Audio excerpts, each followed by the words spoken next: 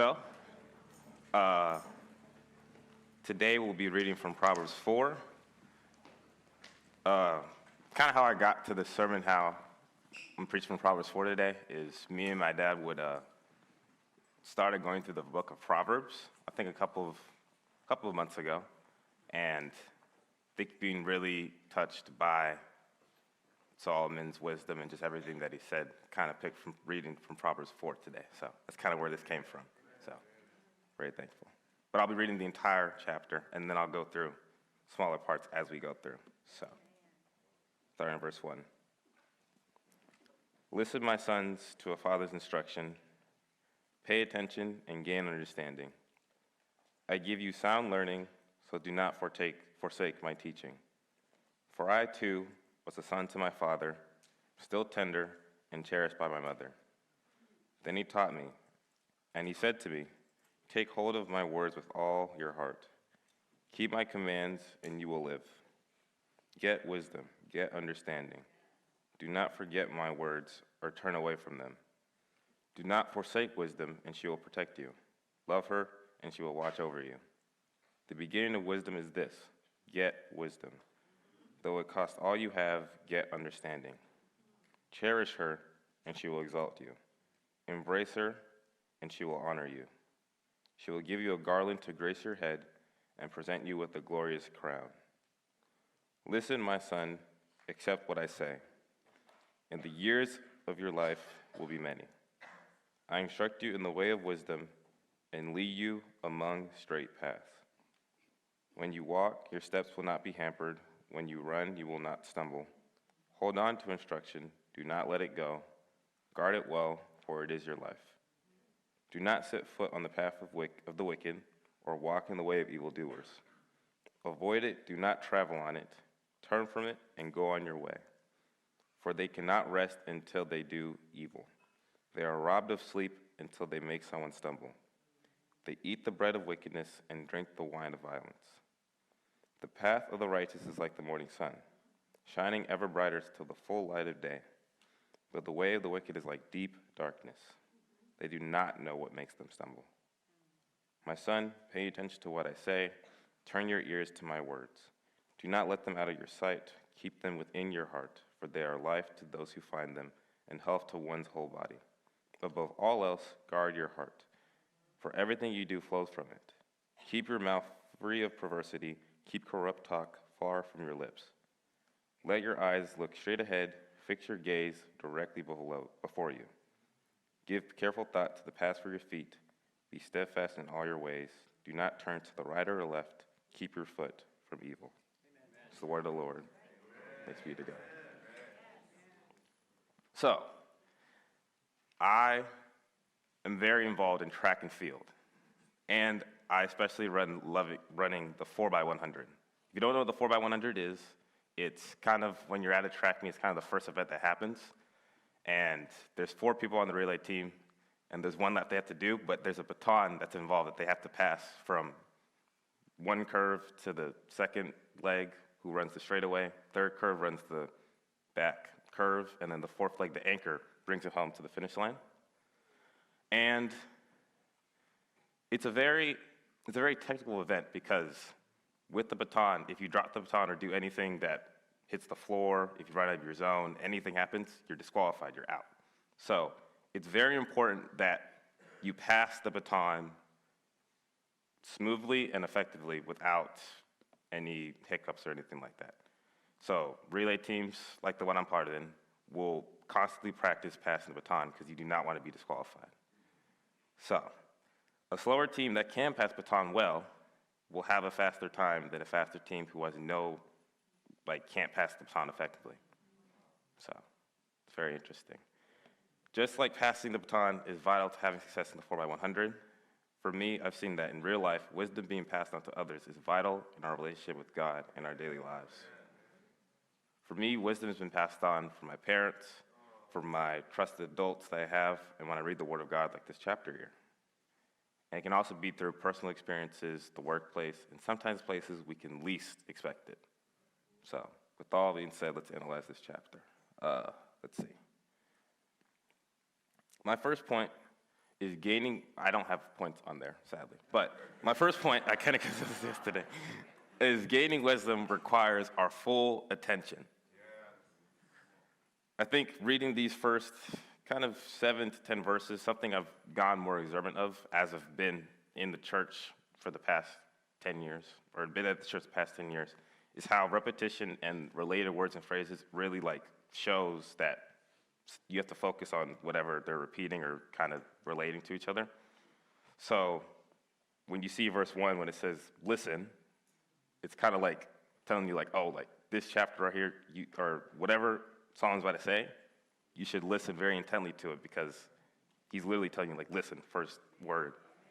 Then you go to verse 5, and he says, get wisdom, get understanding, do not forget my words or turn away from them. Feeling like the get wisdom, get understanding, kind of same thing right there. Goes to verse 7, says the beginning of wisdom is this, get wisdom. Though it costs all you have, get understanding. Like, understanding is repeated 3 times in just 7 verses. And phrases like pay attention, like it was in verse 1, get wisdom and get understanding, like it was in verse 5 and verse 7. All those signify personal development with God. And all that development comes from paying attention to him, whether it's through his word, through sermons we have here, through his just daily life, just seeing what happens there. So I think I like how even in the first line, it's already telling you to listen, which can be hard to do in our society today, but it's very, very adamant that we do. So I think that was good. Yeah. Then my second point, kind of a longer point that I'll dive into more, is wisdom helps us to discern good from evil. Going to verse 14, it says, do not set foot on the path of the wicked or walk in the way of evildoers. Avoid it, do not travel on it, turn from it, and go on your way. I feel like the placement of this verse is very intentional because what I kind of talked about before, about how he said, listen, pay attention, is kind of if you don't pay attention to all the wisdom that we're given in our daily lives, especially from reading the Bible, it can be very hard to not step foot on the path of the wicked. Because it's very, very easy in today's day and age, especially me as a 17-year-old about to get into college and all the stuff that comes with that. I think it's, if you're not paying attention to the kind of what God's telling you and God telling, at least for me, what God's telling me in kind of the first 10 verses, it's very hard to not step foot on that wicked path. But if you do, if I make sure I gain wisdom, I gain understanding, like it was telling me before, only with that is God able to help me make those tough choices and to stay on that good path. And yeah. But for me, this kind of chapter is kind of tough, kind of what I said before, because of how the path of the wicked, even though this verse is telling us to not step foot on it, in today's like world, it's kind of like almost everything is telling you to step on that path because, oh, nothing bad's going to happen, right? But this is telling us to avoid it, not even step our foot on it, not even like entertain the fact of going that way. So, yeah. And we will inevitably mess up. That's kind of us as humans, we will sin. But we know through prayer and repentance that God forgives everything. So that is very comforting to hear. Yes, very comforting to hear. And then soon after, it says in verse 18 and 19, the path of the righteousness is like the morning sun, shining ever brighter till the full light of day. But the way of the wicked is like deep darkness. They do not know what makes them stumble. I think, let me see how I can explain this. You know when you're making a decision and you make it and you instantly feel like, oh my gosh, this is the bad decision, like, I shouldn't be doing this right now, but I'm doing it anyway? Or when you're making a good decision and you kind of feel that good, like, feeling in your heart, like, wow, like, this is a great decision I'm making right now, like, this is what I'm supposed to be doing right now. Both of those feelings I feel like are good because even when you are in sin, but you recognize that you are sinning, you can tell that you're kind of what it said, like, you do not know what makes them stumble in verse 19. You know what's making you stumble right now, so you can analyze it and say, okay, bad decision I made, forgiveness, repent, and then move forward. But it becomes a problem when you do make that sinful choice and you don't recognize it in your consciousness in your mind. And you don't have that dark, deep feeling inside that, oh my gosh, I shouldn't be making a decision. When that happens, that is a problem. Because we cannot make a sinful choice and feel not uncomfortable about it. So I think as someone that has given their life to Christ already, knowing that that feeling will happen whenever I make a sinful choice is kind of comforting to me, because I know that means I know I have Jesus inside of me. But there is sometimes that I do make those choices and I don't feel anything about it at first. And that's maybe sometimes where maybe a day later I recognize, like, wow, that I should have made that choice, and then I'm able to learn from it and then move forward. So I think kind of something that I can leave off or challenge you to do this week maybe is be mindful of the choices that you make on a day-to-day basis, especially if you recognize it might not be the right choice, but you don't kind of feel that guilt inside about, I shouldn't be making this choice. Like, trying to be mindful and see, like, how many times that happens, stuff like that. So yeah, something I got from that. And then, kind of talking about these last 7 verses, I really liked this part of the chapter, but I didn't really know what to call it. So I guess I'm calling it Solomon's like little nuggets of wisdom. I don't know that he has, because he goes through a lot of things at once. So I thought it was cool to hear. I think verse 20 when it says, "My son, pay attention to what I say. Turn your ear to my words." That's really going back to verse 1 when he's saying, "Listen, my son, to a father understanding." Kind of like reminding you, like, hey, focus on, or like, pay attention to this, what I'm telling you, because it's really important. And do not let it out of your sight, kind of double downing on that. Not forgetting the wisdom that God instills in us, that other people that have relationships with God instill in us, all that. And why would he be saying all this? And then it goes to verse 23, which is saying, "Above all else, guard your heart, for everything you do flows from it." Be mindful of who you are with, what you watch, what you read, and what you hear, especially in the world that we're in right now.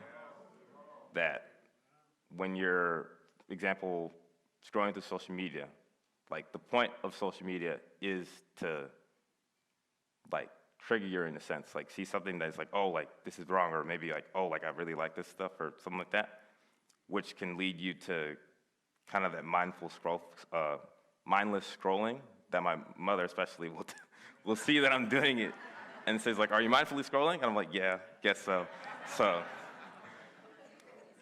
But yeah, I think being very aware of kind of that mindlessness you can get, whether you're online, whether you're reading the news, especially the news with all the stuff that's happening now, stuff like that, just being aware of when you're kind of letting your mind, like, mindlessly, like, gain information that probably isn't the best. So for me personally, especially since I've kind of realized when I'm mindfully scrolling, I'll be able to, like, close the app, like, let me take a break for a second, and then maybe go back to it, but always being very mindful of when I'm doing that. So yeah. And then verse 24, "Keep your mouth free of perversity. Keep corrupt talk far from your lips." I think when I read this verse for the first time, I didn't know what perversity meant, so I searched it up, and it means to behave in an unreasonable and unacceptable way. So this verse is basically telling us to keep our mouths from saying unreasonable things.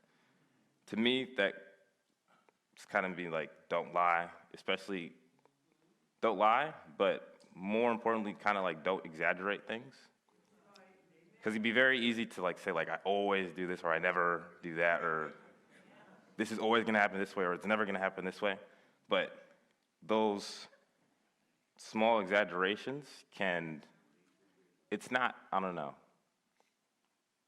You're not, because nothing's always going to happen the way you expect, or nothing's never going to happen the way you expected. So it's very important not to exaggerate.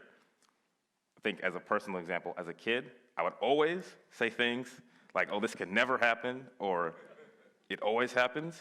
And my family usually tells me that I have a very, convincing way of talking. So whenever I say something like, oh, it's always gonna happen this way, my other family's like, oh, it's always gonna happen this way. Like, of course it is. But I think my dad especially would always say, like, be careful of saying those things, and always say, like, I think or I believe this will happen.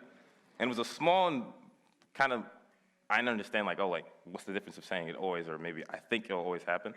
But I think just that way of speaking can be very convincing, but also kind of dangerous in a sense, like, of kind of bending the truth, or kind of trying to swing it to your own kind of advantage. So it's a very useful skill to kind of saying, like, oh, I believe this will happen, I think will happen. So very useful skill. Yeah. And then verse 25, let your eyes look straight ahead, keep your gaze directly before you. This, going back to my second point of how wisdom helps us to discern good from evil, is when you're on that righteous path, not getting distracted by the evil paths that are all around us. Because the good path, I like to think of it as like this narrower path, that's the only path that's around that's going straight. But then there's a bunch of evil paths that are easily accessible to walk on. Like there's like a ramp sign, like, oh, like the path this way, like go on it. But being able to focus on the righteous path is very important, and can be very hard at times, kind of what I said before, of how your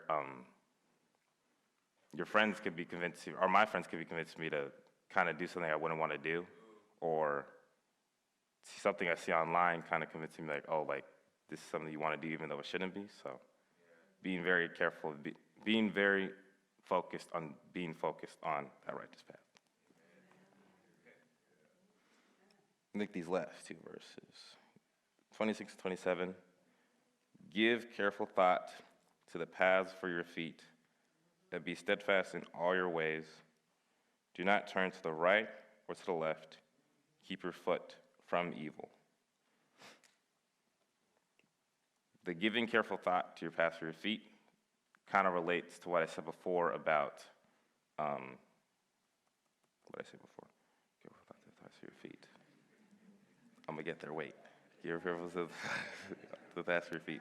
That's kind of like being mindful of what you consume, whether online, whether your ears, stuff like that.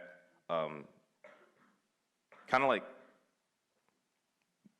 you're never going to be perfect 100% of the time, but if you're never going to be perfect, at least recognize what you are watching, what you are reading, what you are hearing, just so you're not kind of like tricked up by what society's kind of telling you.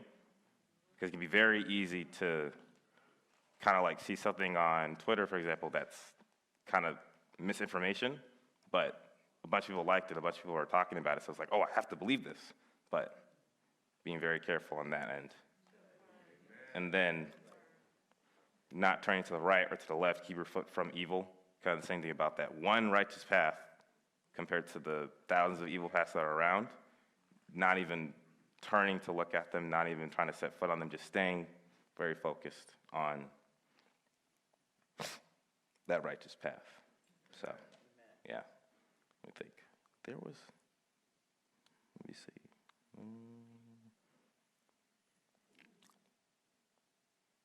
Yeah, I really like this chapter, though. There's a lot of great things to come from it. I think also if I could go up to verse 3, when it says, "For I too was a son to my father, still tender and cherished by my mother.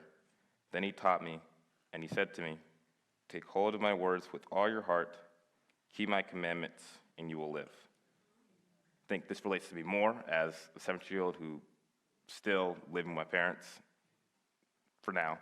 Uh, almost leaving soon, but I think this part specifically, if you read read the book of Proverbs,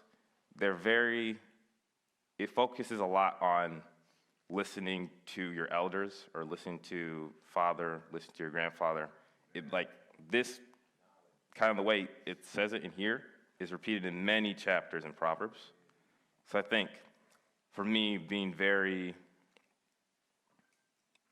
valuing the time I have with my parents while I'm still here, and just recognizing that all the wisdom they've given me, all of the teaching they've given me, all of the kind of like insight they've given in my mind, which has allowed me to kind of have the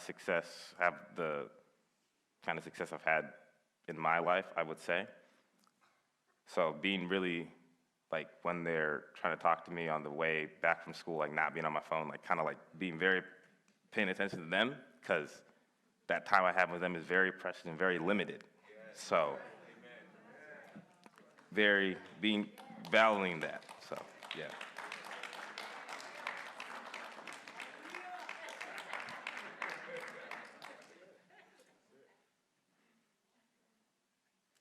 Do I have one more thing? Yeah, one more thing. Verse 8. Cherish her, talking about wisdom. Cherish her, and she will exalt you. Embrace her, and she will honor you.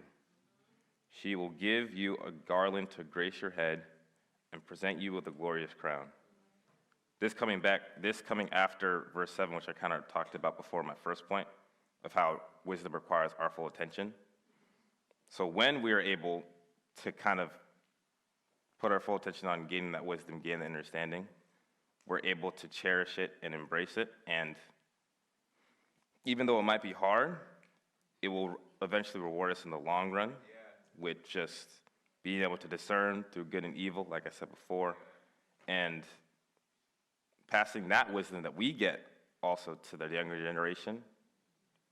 Because, I am the younger generation. Yeah, but just, and then also for me, I'm never too young to kind of pass that wisdom to other people, even people that are older than me, so, yeah, so I think valuing that wisdom and that wisdom will in turn value me, and then I'm able to pass that on to other people.